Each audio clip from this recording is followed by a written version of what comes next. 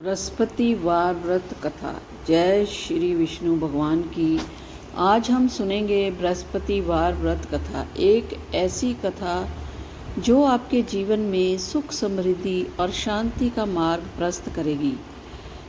इस कथा को सुनने से भगवान विष्णु की कृपा प्राप्त होती है और जीवन की सभी कठिनाइयाँ दूर होती हैं। तो आइए भक्ति और श्रद्धा के साथ बृहस्पति व्रत कथा का श्रवण करें और अपने जीवन में धन, संतान और सौभाग्य की प्राप्ति करें। बहुत समय पहले की बात है। एक नगर में एक ब्राह्मण और उसकी पत्नी रहते थे।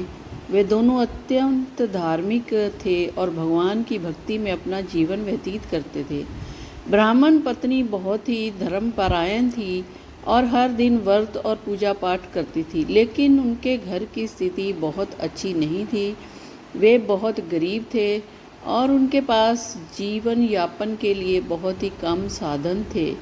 ब्राह्मण ने अपनी पत्नी से कहा, हमारे पास ना तो धन है ना संतान। इस जीवन में भगवान को प्रसन्न किए बिना हमें कोई सुख नहीं मिलेगा। हमें ऐसे उपाय करने होंगे जिससे भगवान हमारी परेशानी को सुने। ब्राह्मण की पत्नी ने कहा, मैंने सुना है कि बृहस्पतिवार का व्रत करने से भगवान विष्णु प्रसन्न होते हैं।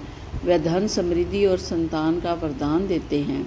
ब्राह्मण ने सोचा कि यह उपाय सही है और दोनों ने बृहस्पतिवार व्रत करने का संकल्प लिया।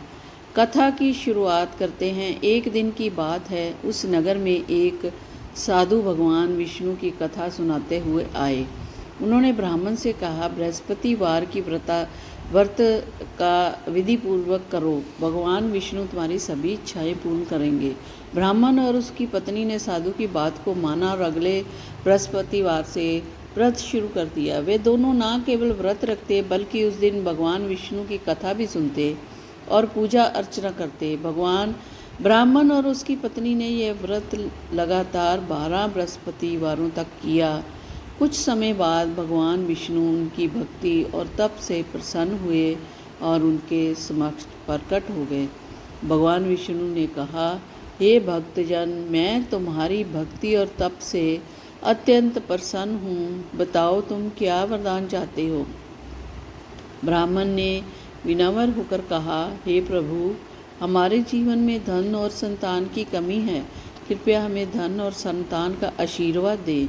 भगवान विष्णु ने वरदान देते हुए कहा, तुम्हारे घर में शीघ्र ही धन की वर्षा होगी और तुम्हें एक योग्य संतान भी प्राप्त होगी।